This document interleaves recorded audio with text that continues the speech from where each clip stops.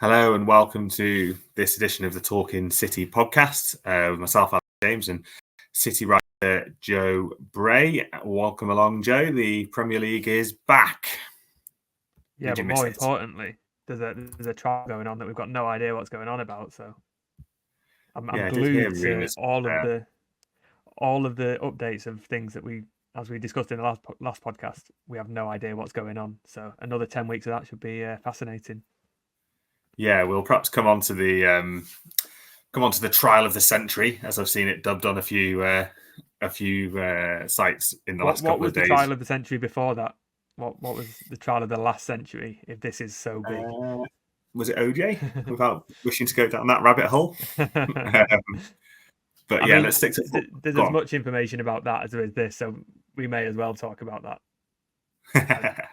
As we were saying last time. We'll kick off with the football and obviously the weekend. Another 3 points for City, some more goals for Erling Haaland, and everything carries on as it was. The world's still turning. Yeah, I mean the full-time result suggests that, but it was anything but routine, I think, from City, and we'll go on to the schedule and everything that City have got to contend with in the next few weeks. Guardiola didn't get what he wanted, which was a nice, easy 3-0 win, take off all your players at half-time or an hour in and rotate. He had to go right until the end, and Brentford were very, very good. And I think he said after the game that he's not seen any team do what Brentford did to City in the first 20, 30 minutes in his 8 or 9 years at the club, which is quite a high compliment because they were very, very good. And I was just saying before we came on, I missed the opening goal because I was busy typing away and just working out where Rico Lewis was playing and everything. And then suddenly Brentford have sort of stunned the Etihad into silence and went ahead. But if they were 3-0 up in the first 10 minutes, it would have been fully deserved because they had the goal. They had one that Lewis sort of just about cleared from Wissa's feet, and then there was another chance as well, I think from a corner. I think Collins forced Ederson into a save, and they were good at set pieces, good on the break. City didn't know what they were doing. They had, obviously Rodri was still on the bench at that point, and they were sort of carving through the midfield with ease. And you can look at that opening goal and say Walker's probably not done very well. Lewis hasn't. John Stones hasn't. Stones and Ederson somehow get mixed up, and that clearance just falls perfectly for Wissa. But we were looking at each other in the press box thinking, what's going on here? This isn't City. And then any other team I think would have really struggled. But once you have someone like Erling Haaland, he wins games on his own, and he won this game for City with two sort of moments of just ruthlessness. And the first one was De Bruyne had it deflected into Haaland's path, and he just turned and a blind shot into the corner. Quick back to the restart. He did the same against Ipswich, and then I thought his second goal was one of the funniest goals he scored for City because it's just an Ederson long ball. Pinnock gets underneath it. Haaland just stays there, and somehow it bounces into his path. And as soon as he's through on goal, you can get ready and say, yeah, he's going to score. You don't need to watch it go in the back of the net because you know he's scored. But I don't know what Brentford were complaining about for that goal because Pinnock literally just stood still and let it bounce off his head. But no, it was probably one of the more gifted goals Haaland will get. But there's something quite satisfying of an Ederson punt downfield and Haaland putting it back in the back of the net about 4 or 5 seconds later. Yeah, absolutely. And as you say, that when you've got someone like Haaland in the team, you're always going to get that. Not one shot, one goal necessarily. It's 2 shots, 2 goals, or 3 shots, 3 goals half the time this season, isn't it? But you've always got that that capability to pull yourself out of the mire. And some of that early pressure was Brentford's quality, not necessarily City. I mean, it wasn't the greatest start, obviously. Been 1-0 down inside 25 seconds, but you've got to give credit to Brentford there as much as you can perhaps pick a few flaws in the way City started the game. Yeah, 100%. And I think Brentford weren't as good after the break, but a lot of that was down to Wissa going off. They lost that out ball in sort of turning defence into attack, and he was able to hold it up and bring someone else into play and set off running. And City didn't know how to cope with that in the first half. And then Kovacic is a little bit late on him and catches him, earns a booking, and Thomas Frank was really unhappy about that. But Wissa had to go off, and I think it was Sharda who came on. He just didn't do the same, and City could put control on the game. But I mean, considering that they had an hour or 40 minutes, or I mean, the second half with a goal lead, they had chances to make it 3-1 and kill the game, but it didn't happen. And Brentford sort of sensed something within the last 10 minutes and could have got something. I mean, Haaland was looking for, I think it was, he could have become the first man in 78 years to score 3 hat-tricks in a row. It would have been his 100th goal if he'd got the hat-trick for City. He had a couple of chances, a couple of pot shots, one hit the post. He felt like there was a 20-minute period where City were just trying to get him to score, not trying to get a goal to win the game, just trying to get a goal for Haaland. Obviously, he had a really difficult week with a death in the family and that the decision of whether he was going to play or not, his mindset. But he looked like a player who had a tough week and was just wanting to play football. And that landmark goal would have been the icing on the cake. But I think you get a performance like that where he's got 2 goals, he's won the game, and it sums up what he brings to City, because they were probably second best for the majority of the game. Guardiola accepted that, but he was quite relieved at the end. He said they were lucky. He was very relieved that you got a player like Haaland, who has done that 99 times for City before, and he's so close. He was so close to getting that 100th goal. Yeah, and speaking of Pep, he was full of praise for Brentford, as you sort of touched on earlier, with their sort of opening 20-25 minutes of the game. And I think he said afterwards he liked the fact that City were made to suffer.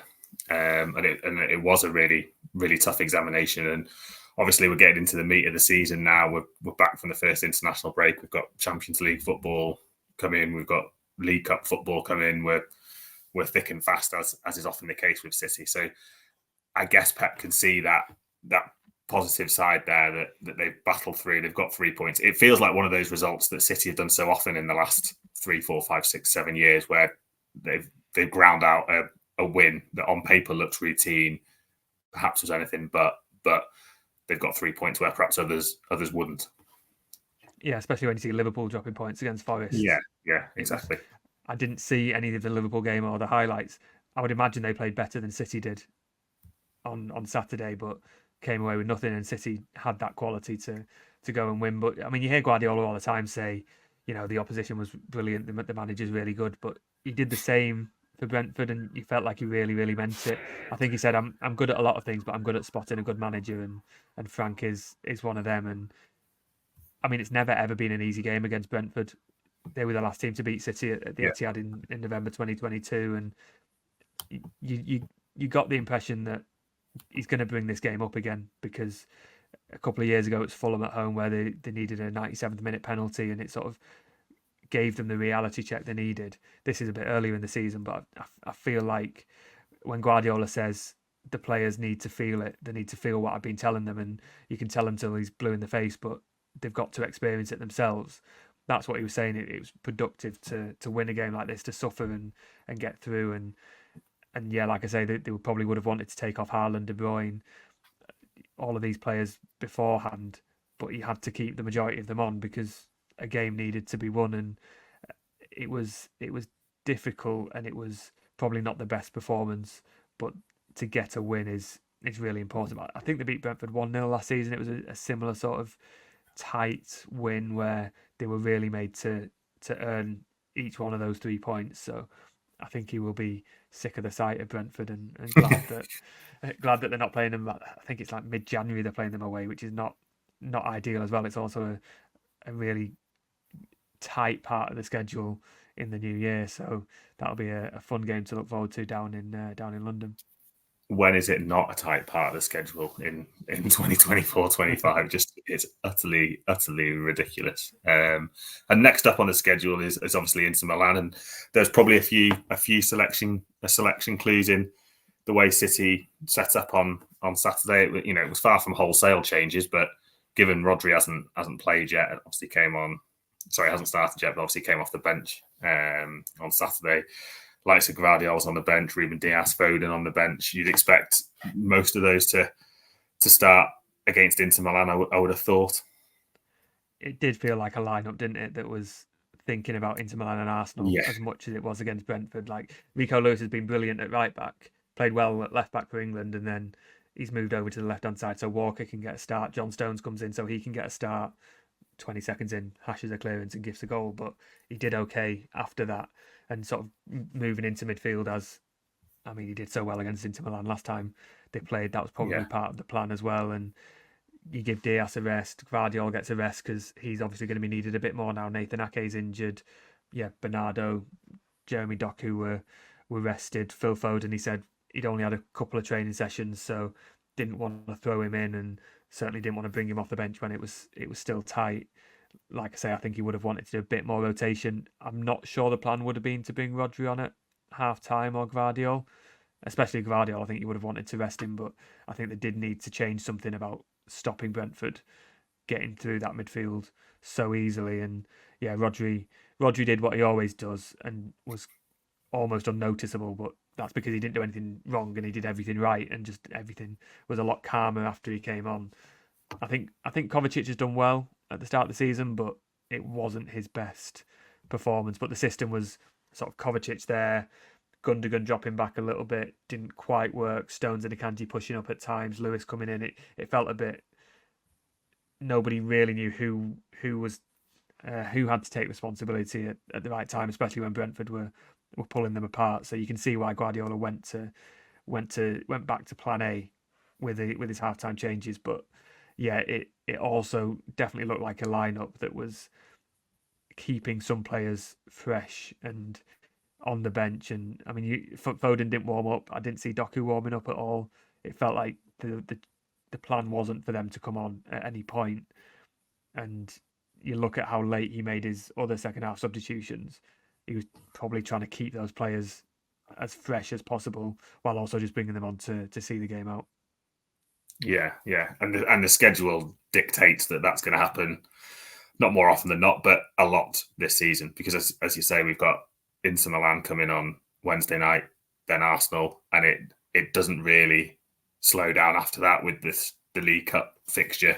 I know there's another international break just around the corner, but that's an international break for the Premier League, but it's not an international break for Manchester City's players, with 90% of them off on international duty. So we're going to see this. We're going to see this plenty. And Manuel Akanji was pretty. Well, I'm sure I haven't seen the actual interview spoken. I've seen the written words, and I'm sure he was tongue in cheek when he said he was going to retire in 12 months' time. But that point is a very valid point, and he's not the first City player to have made it, and he won't be the last.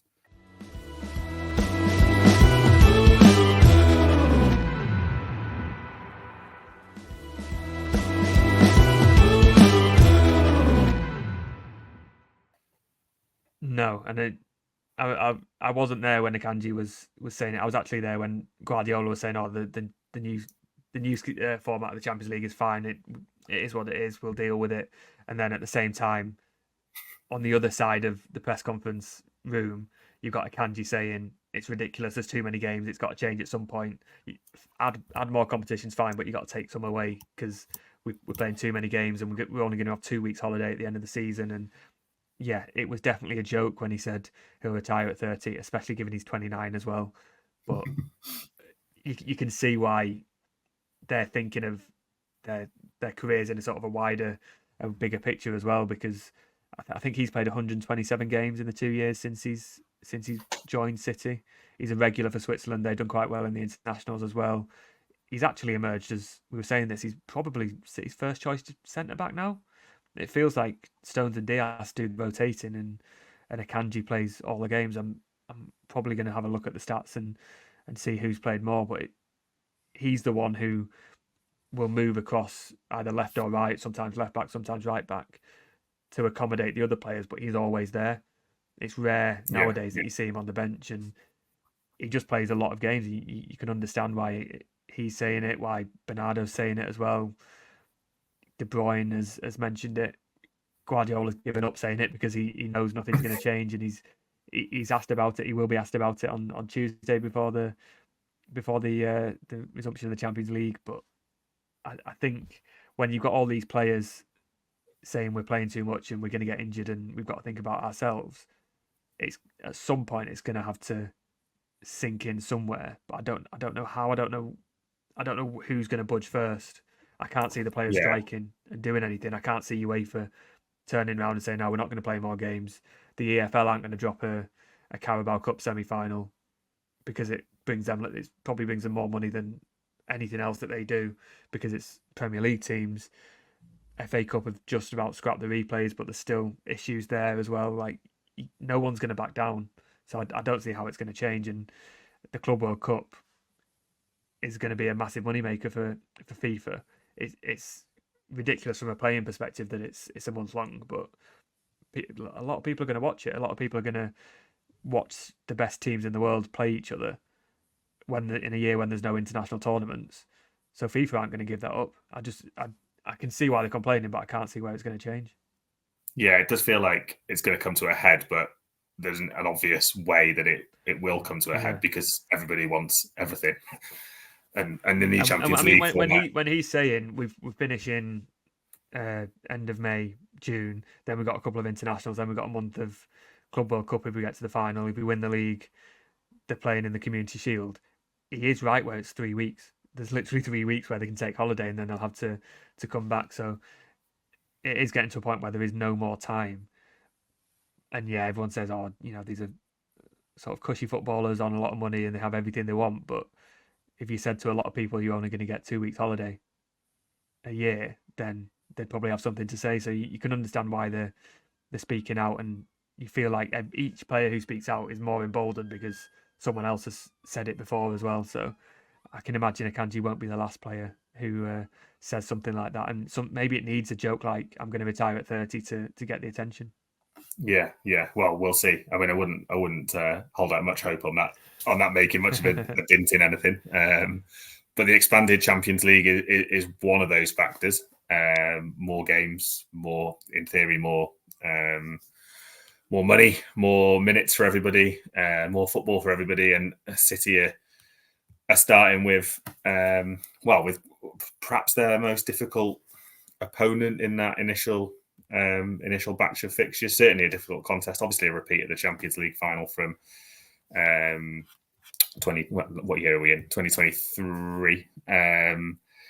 How do you sort of see that game going, Joe? Can you sort of envisage 4 or 5 changes based on what we were saying before, and how important do you think it will be for City to start with a victory and also try and carry that momentum into what is a mammoth Premier League game on the weekend? Yeah, I mean, they obviously want to win. They need to get off to a good start. You don't know how that new league phase is going to pan out, so every point is going to be useful. And it's difficult, isn't it? I don't know Inter's fixtures off the top of my head, but they're playing different teams. So is this going to be one of their toughest games? Are they going to take it? Are they going to say, oh, well, we don't need to take it seriously? Or is this going to be one where they do need points? I'm not sure. City probably have enough fixtures to come where they're going to win the majority of their 8 games. And between now and December, they've got games where they're not going to face as tough a team as this. I think they've got, is it Bratislava, Lisbon, Feyenoord, and not Bruges, someone else within that, between now and Juventus in December. There is time to claw back any points that you don't win, but you would prefer those points on the board, obviously. And City are in good form. They've won every game this season, and they will be confident of winning, just as they did against Inter in the final. But they also know that was not an easy game either, and Inter really made them suffer and change how they played and restricted the sort of usual free-flowing football. So I think it'll be a really interesting test. It's good for City that it's at home. It's especially good that it's at home before Arsenal, and Arsenal have a trip to Italy a day later, and all of those factors as well. But yeah, I would imagine Haaland has to play, De Bruyne has to play, Walker, Diaz, all of these players. Rodri probably comes in for his first start after an hour for Spain, 45 for City. I could see John Stones playing again and maybe trying to do what he did in the final and drive into midfield and add that extra body. Grealish, I thought, played well, so he probably starts again. But do you bring Doku back? There's a lot of options. There's a lot of flexibility, but there will also surely be an eye on Arsenal as well. There's got to keep players fresh. It's difficult with this new Champions League because, in theory, it feels like you can afford to drop more points because you're playing more matches, so there's more opportunities to catch up. But it's more difficult to predict how many points are going to be needed to finish where. You kind of knew that 10 points would get you through in the old format 9 times out of 10. Whereas this one, it's up in the air as to. I mean, it would amaze me if City weren't anywhere near were anywhere other than the top 4 or 5, and certainly in that top 8. But it is more tricky to predict where you need. Yeah, like you said, I don't know. In terms of I don't know tally. how good you have to be in that top 8. Is it Yeah, just a that's case of it, isn't it? the look of the draw and who you get and when you play these bigger teams? Because if City finish 10th out of however many teams it is, 32, I've forgotten how many teams it is expanded to. It's not the worst result, I don't think. But then you've got to play 2 extra games and you're at risk of not making the knockout stage. So Guardiola always says the first priority between sort of August and Christmas is getting to the knockout stages as quickly as possible. I doubt he'll be able to say we're going to get that top 8 before the final 2 games. I'm sure UEFA have devised a system where nobody's qualified before Christmas, but making sure that they've given themselves as good an opportunity to do that before those final 2 games in 2 weeks, I think will be a priority, and that starts as early as now, where they've got to beat Inter Milan and just get those points on the board. Yeah, and then obviously comes Arsenal, and that is a game that even at this early stage, just with the way the table's looking, obviously I know Arsenal won, but they've dropped points. Liverpool were beaten. City are obviously the only team left in terms of 100% record. Just feels like there's an opportunity there for City to go, bam, we're 5 from 5. The gap from Arsenal will be, what would it be then? 5 points, would it? It'd be 5. Yeah. 5-point gap after 6 games feels a lot. It feels tricky to claw that kind of. I know there's 30 odd games left, but it just feels like quite a wide gap in mid September. Yeah, it'd be a psychological advantage. I mean, City have clawed back more points with 8 games to go, I think, and still won the league. So it's Guardiola would play that down very strongly if they end up winning on Sunday. But yeah, I think they would maybe take. Do you take a draw in that game and see what happens? I think Arsenal will be tough. They showed against Tottenham that they can win without the big players, but also getting a win and that 5-point gap would be useful. And we saw the year Liverpool won the league where they just started like a train and didn't let up it against anyone. And they always say you don't win the league early on, but you can lose it. Liverpool did win the league early on that season, and I think it's that sort of adage that will potentially be at play, where if you can just inflict that gap on them early on, you get in the heads, and maybe then it has a snowball effect and they can drop some points again. But I mean, if you ask Guardiola in his pre-match press conference about Arsenal, he will shut you down and say, not a chance we're thinking about Arsenal, we're only thinking about Inter Milan. I just think there's got to be some sort of plan of how to navigate these games, because again, 2 days after Arsenal, you've got a Carabao Cup game where you can make changes, but some of your big players are going to have to play, and you've got to work out who's fitter and who you can afford to drop, who you can afford to risk for those games as well. So it's every game has a knock-on effect to the other. That's why we're previewing Inter and we're talking about Watford in 3 games time, because it's just so quick at the moment.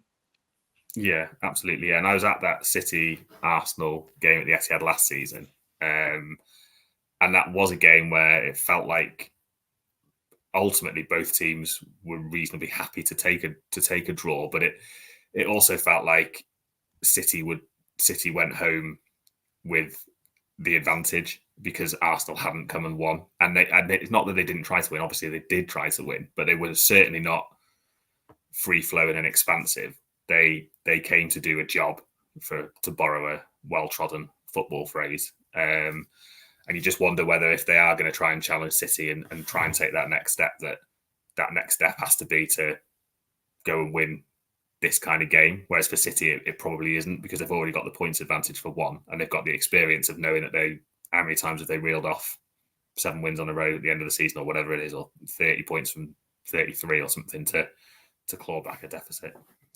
That's a good point, because I think 2 or 3 of the City players said we saw how Arsenal set up in that game and we realised that they were scared of us because they were happy with the point.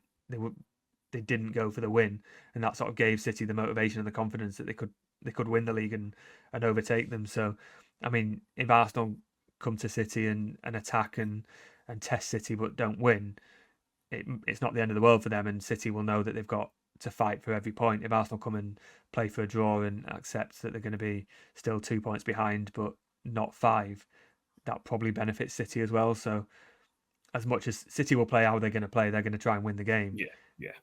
It's on Arsenal probably to improve on that and say, we're going to fight you again for this title, and we're better than we are last season. And they've made some good signings.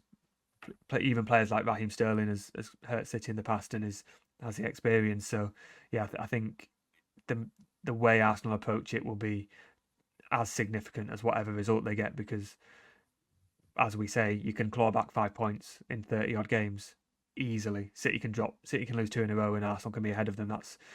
That's a situation you can see happening and happened last season. But it's the mentality of how you do it and how you approach it. So I would say it's probably similar to the Champions League as well. That's why City will want to approach it with a win and sort of set the tone and show their other opponents that they're going to go for the jugular. They're not trying to play an 8-game campaign and come out on top. They're just going to try and win and get to the maximum points as soon as possible. Yeah, absolutely. Yeah.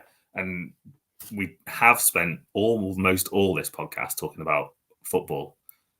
Strange as that might sound on a football podcast, I know, but it wouldn't be a Talking City podcast without a couple of minutes on the charges. And I know you spoke about it at length last week, and I know that nothing, albeit it's starting, but nothing is actually changed, has it? Let's be honest. The fact that it started today means nothing is different to what it was yesterday, last week, 10 days ago, however long you want to go back in time since this has been rumbling on. The process is underway, but it's not like we're going to get live court updates. No, but as I said last week, even if we did, we'd get so bored after about 3 hours. Yeah, we'd be so confused. And I mean, today is all going to be just the admin, isn't it? Of setting timeframes and nothing. Yeah, I can understand why there's so much hype around today being the day and the start of the trial, but we're not going to know anything of what happens today until 6 months' time. So it's I get why a lot of people are interested in what's happening and what people are saying, and it's an opportunity to remind yourself of the charges and what could happen and what's been said and what hasn't. But the end of the day is, as we said in the last podcast, and I'd encourage anyone to listen to that, because Simon gave a lengthy passionate speech about how pointless it all is, and how we've just got to wait. That is the message. And one thing that we can say since the last podcast is that Guardiola gave a little bit of a spiky press conference on it. He was just reminding everyone that City aren't guilty yet. They insist that they're innocent. They're going to present that case as ever. They're innocent until proven guilty. And then when the charges come, he says they will accept whatever sentence they get. I'm sure after an appeal, of course. But it was put to him, the comments by Javier Tebas, the La Liga president, of, I've spoken to all these Premier League clubs and they want City to fail and be found guilty and sanctioned. Well, of course they do. Of course they would, because it's in their best interests. And also, if City have done these breaches and have bent the rules, then, as we've always said, they deserve to be punished, and they will be, because if they've done it, the punishments will be severe. But if they haven't, they deserve the chance to clear their name. And Guardiola he doesn't always engage with it, but he sort of welcomed the chance to just give a little bit back and point out that City are due their day in court and they're owed that, and that's their right, and that is today and the next few weeks. So I can't imagine he'll say the same thing every week, but it was quite interesting, and everyone was like, "Oh my God, he said this." He's saying that the Premier League want them charged, or the other clubs do. Yeah, they probably do, but that's the nature of the case. And yeah, I'm sure in a few days it will die down again. But at the moment, all I'm seeing is 115, 115, 115, and I'm not sure, even as a City writer, what else we can say about it. Yeah, and it won't stop people asking Guardiola in press. I mean, it wouldn't surprise me if, particularly because it's a European game on Wednesday night, where there's likely to be a few more journalists who aren't there every week. It won't surprise me if he's asked about it again. You can almost There's going to be see nothing it on football, is there, on Tuesday in his press conference? It's going to be schedule, it's going to be charges, it's going to be nothing about football, just the bigger issues about how football's going down the pan. Yeah, and you can almost see the first time City lose or drop points, there's going to be the charges have had a bit of an impact there, haven't they? If it is in this next 10-week period, is it playing on players' minds, all that sort of thing? Where I'm fairly certain John Stones isn't going home and looking up the legal jargon that may or may not be used in this trial. But it won't go away until it does go away, frankly. I'm not sure it will ever go away, whatever yeah, and even then there'll be an appeal. And as we said the other day, everyone's made their mind up already. It's irrelevant really what the charges are. It's just whatever happens to City. But people will say that City have cut the books, or whatever they want to say. City will say they haven't, and at some point a decision will be made, and a sentence, if necessary, will be given. But it's fun to speculate what that could be and what could happen. But I feel like the most boring answer, as ever, has been we don't know what's going to happen. If City are as confident as they are, then they won't be found guilty of the major charges and nothing will change. So it's just wait and see, I think. And it's not what people want to hear. People only want to hear the final answer, but it's the boring answer, I'm afraid. And on that bombshell, Joe, we shall we shall round up. That's why we kept that till the end, you see, because you knew you were going to give your boring answer as your last answer. So. Yeah, that's the one. Some would say the other answers have been boring as well, but I wouldn't. No comment from this side, Joe. No comment at all. But yeah, we'll leave it there for today. Thanks as ever for joining us. Remember to follow us on all the usual places, and all the coverage will continue at a pace. Press conference game until the end of time. And yeah, we will catch you all again soon. Thanks for listening.